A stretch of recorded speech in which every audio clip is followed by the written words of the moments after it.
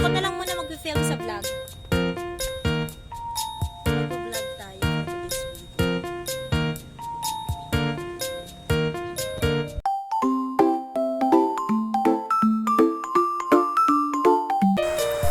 And then po, here we are. We're just shooting our activities for photography.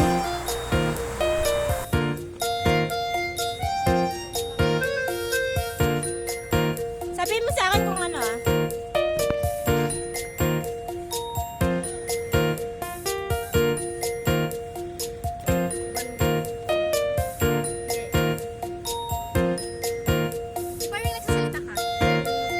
Hi guys! Welcome back to my YouTube channel. Ah, sige.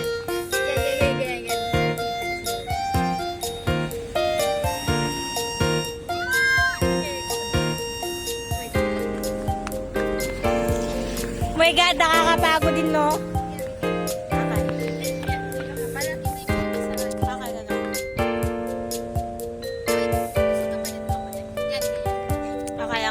Okay na? Mas magagalan ako.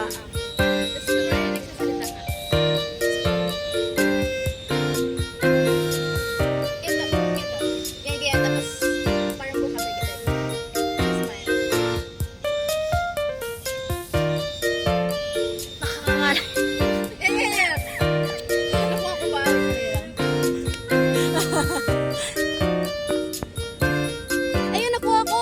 Nakuha ko yung smile! Okay. Yeah.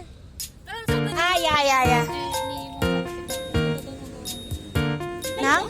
Nakita ko yung hindi siya colorful. Yun nga kasi kapag siya talaga dapat maakit sa mata. So paano ba yung first glance mo dapat? Hi guys! We're here in the Philippines. We're doing our photographer.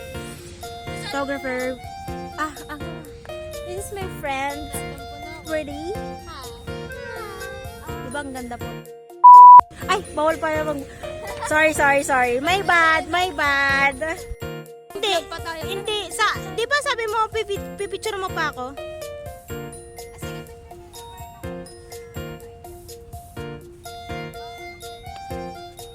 Anong oras kayo pumunta dito?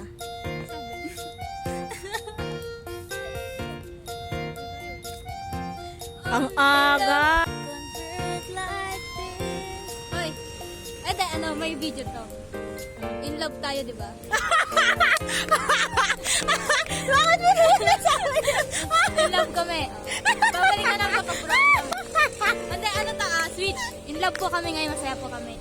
Tapos, sunod dito kapag na-broken boy. In love po kami, tapos ganyan, bye na. Meron akong tanong sa'yo. Meron akong tatanong sa kanya. Kasi may nakita ko sa Twitter, sabi nila, which one daw yung mas better sa paghiwalay? Yung na-fall out of love or yung nag-cheat? Kayo, anong gusto nyo? Kung na-fall out of love or nag-cheat?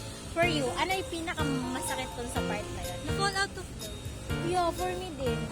Kasi yung cheating, na-fall out of love na yun. Kasi kung gusto mo talaga yung tao, di ka maghanap ng iba. My point is no. Iba yung point ko kasi ganito yun eh. Pag sinabi mo kasing fall out of love, wala ka ng love dun sa tao. Hindi yun eh. Minsan kahit nagka-cheat yun, love ka din naman nun. May pagkukulang ka lang siguro na hinahanap niya. Pero may love pa rin yun. Mas masakit yung fall out of love. Yung wala kang ginawa, you do your best, pero hindi pala love yun para sa Asawa. Or baka hindi nyo love na gusto. Yeah. Like kung wari, I think Sabi na, wala na full na yung cellphone ko.